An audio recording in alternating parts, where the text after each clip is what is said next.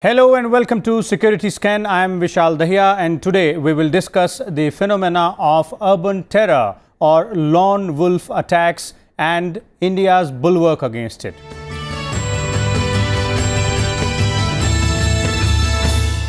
Last week, London was struck by a fourth terrorist incident this year. An IED partially detonated in a morning rush hour train, leaving at least 24 persons injured. This is not the first such incident in the urban centers. In fact, there are several such incidents where terror has struck various cities all across the globe. Most of these terror acts are lone wolf attacks, which means they were carried out by an individual or a very small group with access to explosives, light weapons and ammunitions. This phenomena of lone wolf attack has emerged as the new face of terror. Nearly all terrorist organizations have outsourced terrorism to radicals who strike at will. The Al-Qaeda and more recently the Islamic State have attempted to extend the reach of terrorism for furthering their extremist agenda. And to achieve this, they have been successfully using internet and social media platforms for radicalizing the youths. The list of countries to be targeted by lone wolf terrorist attacks also includes India. The Islamic State in the recent past has been able to successfully recruit Indians for the war in Syria and provide technical support for their travel. It is just a matter of time before they find recruits willing to unleash violence in India. Intelligence agencies in India have also warned several times of possibility of such attacks in our cities. Although several steps have been taken over the years to boost the anti-terror mechanism in the country, is India prepared to deal with this new form of urban terror?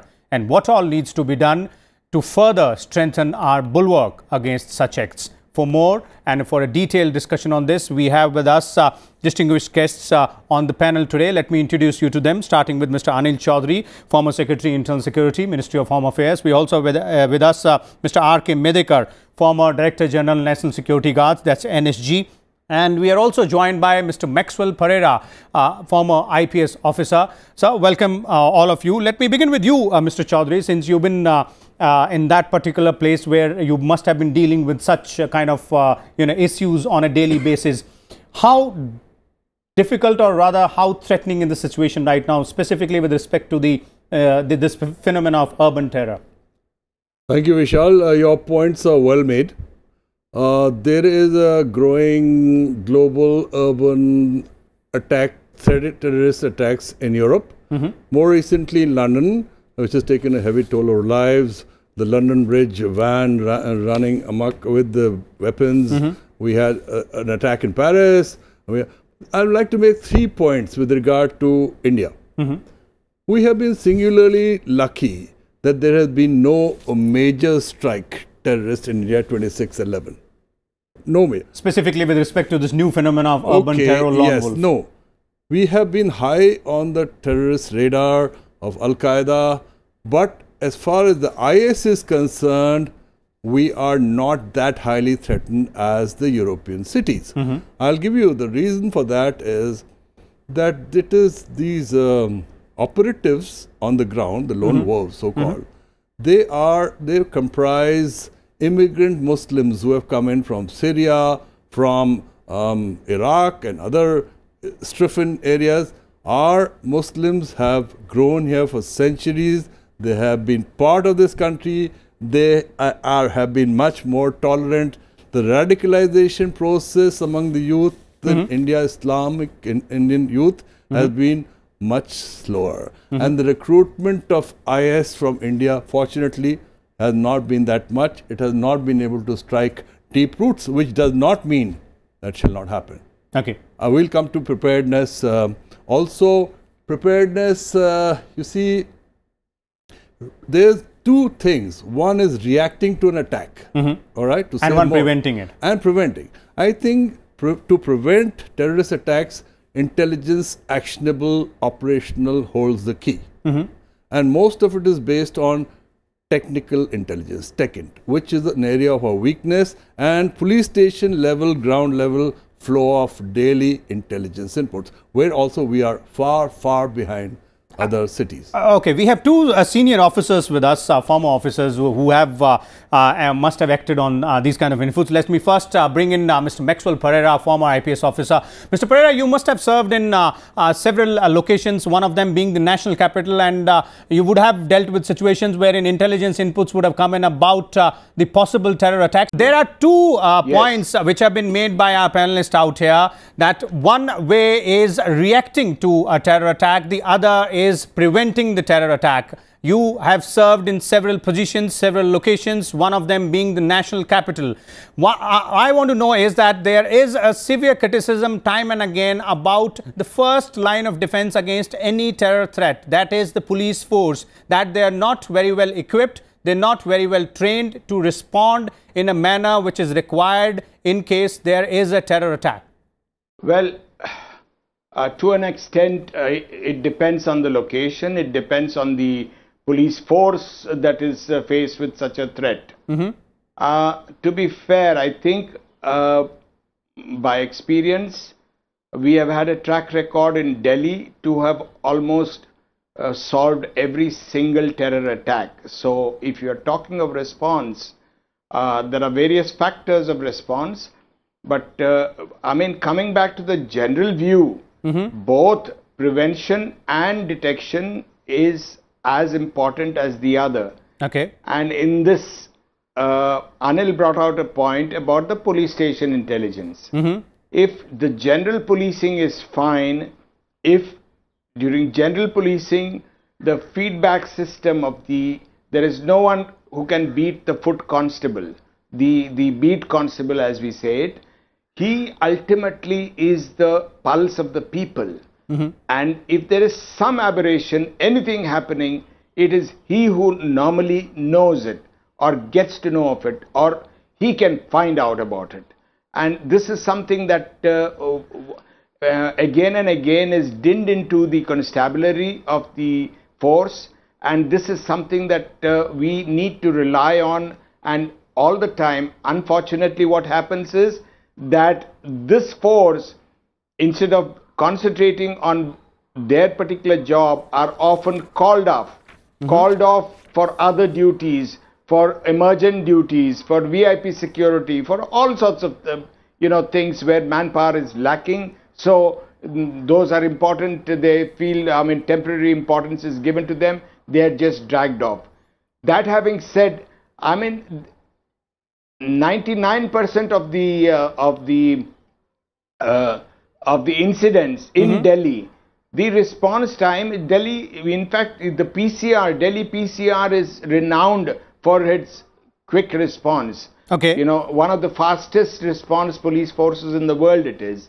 So, and that is why I said it depends on where and it depends on the location as well. So you're saying that the additional burden on the police force is something which might be, pushing it away from that particular, way of response which is required. Let me bring in Mr. Medhekar here, the former Director General of National Security Guards. Now, the NSG was, has come in handy in such cases, and we've seen how it has fought the terrorists, how it has thwarted the attacks, reacted to them as well.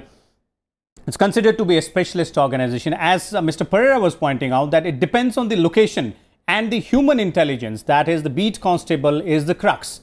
That human intelligence which is gathered by the beat constable is what will work towards preventing and maybe reacting to a terror attack as well.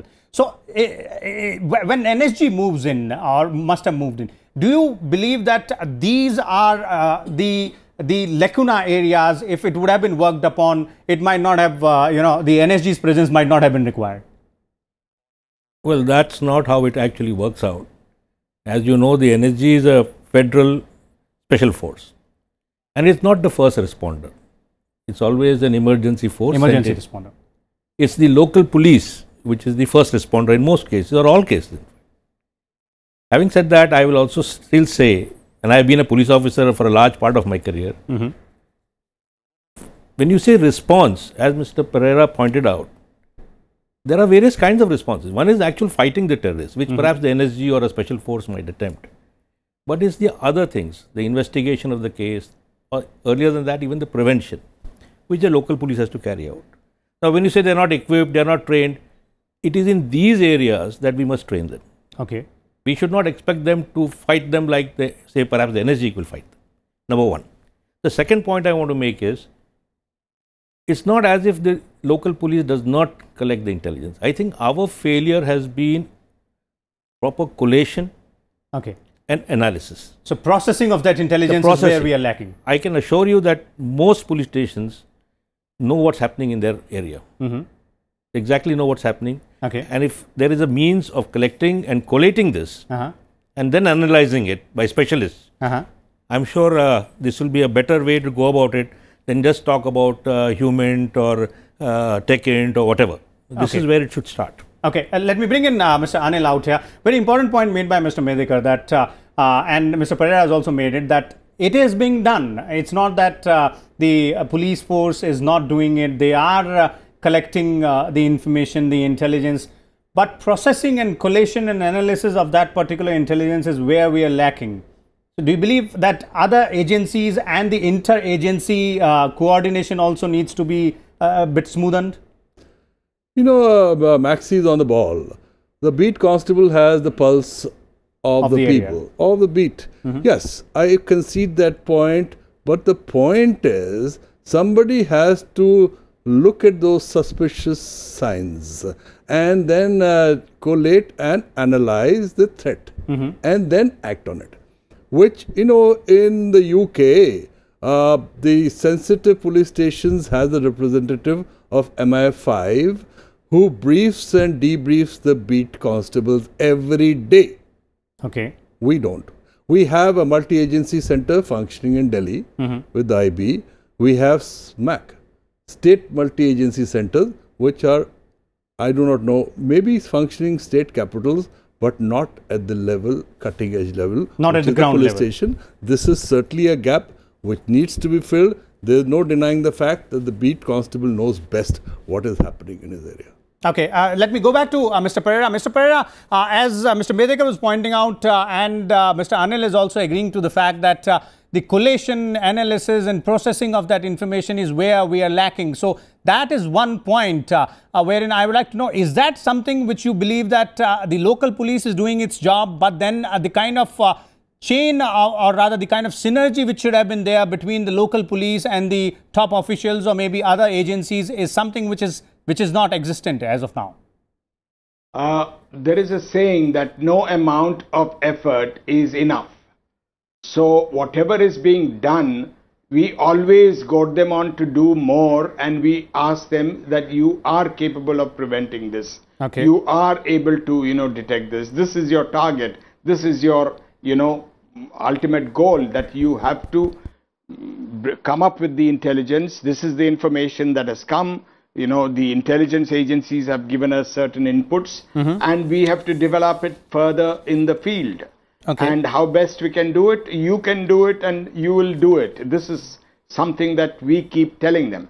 It's not that there is no debriefing. To the level of debriefing by the intelligence services, it may not exist, but then the police station roll call system is always there, because when a beat constable returns to the police station after his beat duties are over, he is required to attend the roll call, and if there is any information that is with him or any new information, any new development is there in the area, he is required to give that information. And this is something that is collected and passed on to the CID wing, the special branch, and usually the intelligence guys, intelligence bureau people, they do work in tandem with the special branch people. Okay. So what I know this needs to be improved, this needs to be strengthened. Okay, at least what Mr. Pereira is agreeing, it seems that this kind of process needs to be improved. Let me go back to you, Anil, and this time around on a very important question, and that question now relates to how it is happening.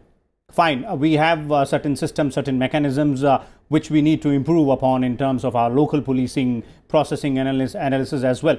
But another part which comes in is that several terrorist organizations, specifically Al-Qaeda and IS, which you mentioned also, are utilizing internet, social media to radicalize youth. Yes, you were right that the amount of radicalization out here in our country, that rate rather, is not that fast as it is in other areas. But then data analytics is something which has come in as a very, very important factor in this new phenomenon of urban terror. So is that one area where we need to put in more focus now in addition to the human intelligence part which we've spoken about? Yes, Vishal, I think this is an area of concern to me as a former internal security professional. Cyberspace policing is lacking, and it needs huge strides.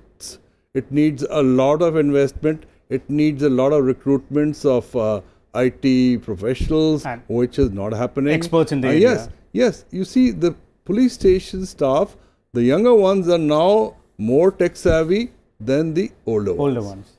They are in my area. I live in Delhi, and in my area, the beat constables and the head constable, they are very tech savvy. They're carrying smartphone. They take photographs of suspicious persons, pass it on to the DCP. I was very happy, and they tell me, sir, this is the data we are collecting. All the kabadiwalas and conchawalas, because they have to keep an eye. So it is an area which is, and radicalization, the masters are sitting, we don't know where. They are using this cyberspace to radicalize Muslim impressionable youth, which unfortunately for us are not that alienated as in other parts of the world. Oh, okay, let me bring in Mr. Medhekar here on and on a separate point, obviously, which is related to this, and that is the National Security Guards has been an emergency response team. One phenomena when we talk about urban terror is the lone wolf attacks. So the biggest threat about lone wolf attacks is that you don't know which one amongst the population is a lone wolf. And all these processes which we are talking about, the human intelligence, the data analytics, they might work in, when people are working in a group, when the terror sleeper cells are working in groups of 4 or 5, but to catch a lone wolf, it's not that easy. So how do we go ahead and, counter that particular threat? Firstly, by definition, lone wolf is someone who acts alone. But I don't agree with this terminology. There are mercenaries at best, okay, and lone cowards at worst. Okay. They take the anonymity of an urban space, the anonymity of social media to perpetrate the acts. Having said that, it's not as if lone wolves act alone.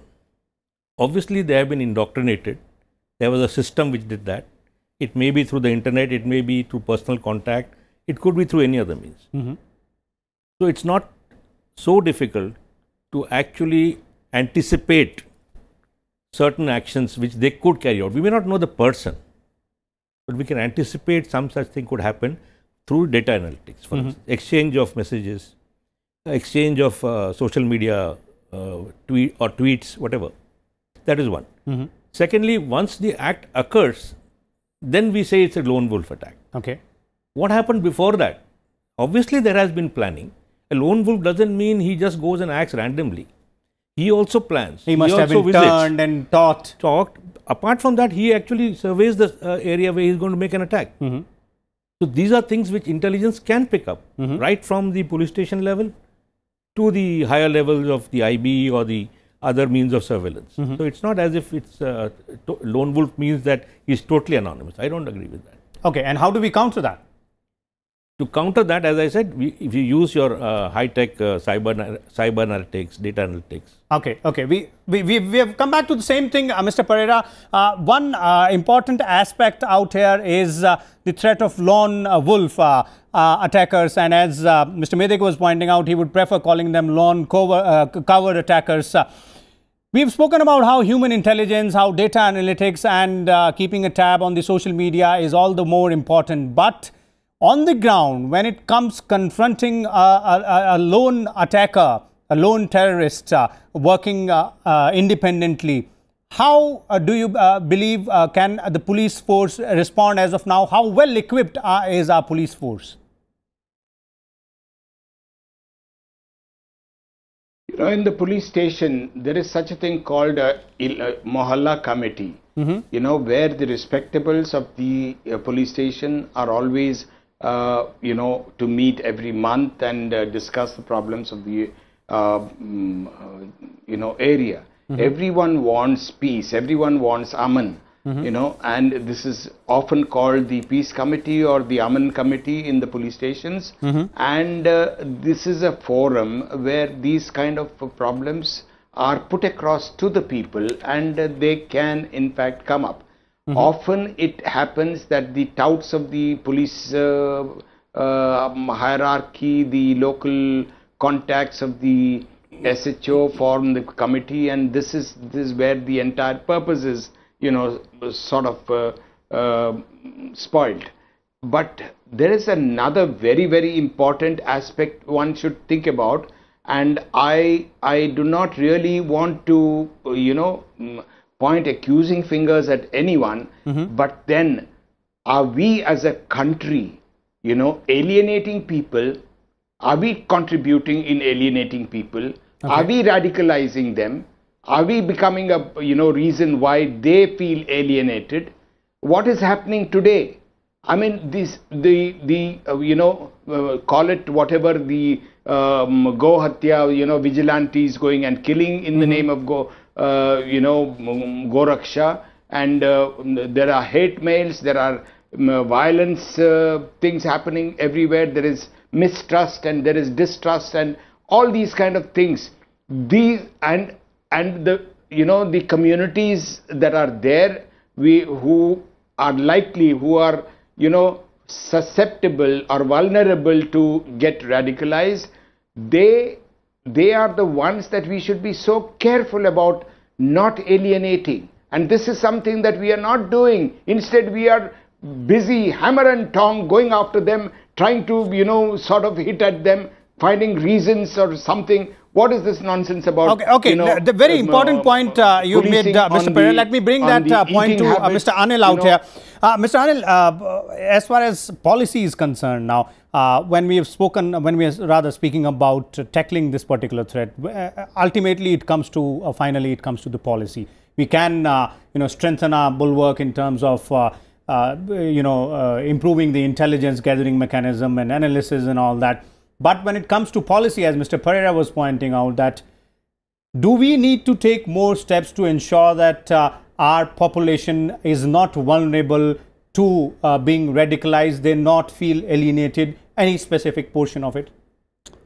I concede the point that Maxi is making. There is a need to de-radicalize our youth, Muslim youth particularly.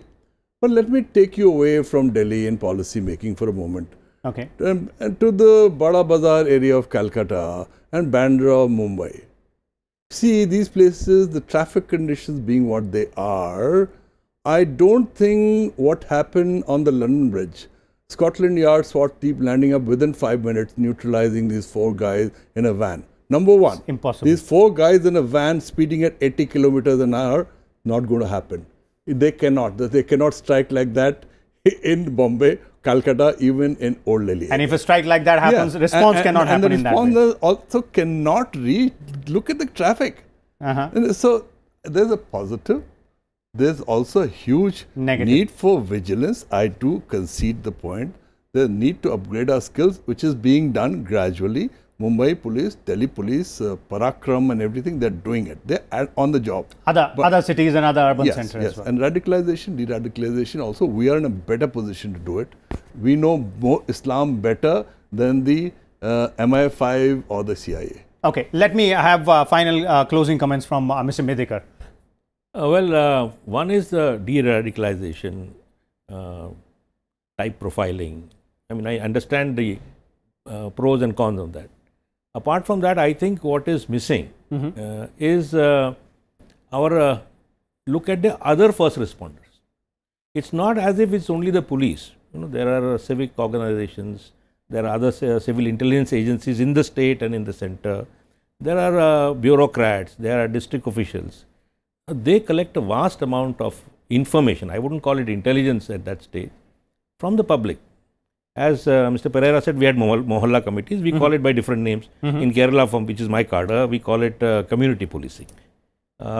We do gather a lot of intelligence of likelihood of certain youngsters getting radicalized. Today, we have the blue whale, for instance.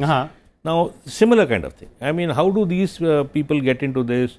How do you know your child is affected by this? Basically, connect with the people is what is important. Connect is lacking even at the family level. Forget about these huge things. Both husband, wife working hardly know what their child is doing. So, I think the vigilance should start at that very basic level. At the family unit, then at the social, social unit, society unit, and then it comes to the enforcement agencies and law enforcement agencies. So, it is quite clear that when it comes to the threat of urban terror, lone wolf attackers or any other form of a terror threat, we definitely have a scope for improvement in our gathering of intelligence as well as processing and analysis and collation of that. But as our panelists were pointing out, we as a society also need to rise up to the point, rise up to the occasion and take those preventive measures which are required to fight this particular fight against the terrorists. We'll come back again next week with a different topic and a different set of guests. Till then, keep watching Rajya Sabha Television.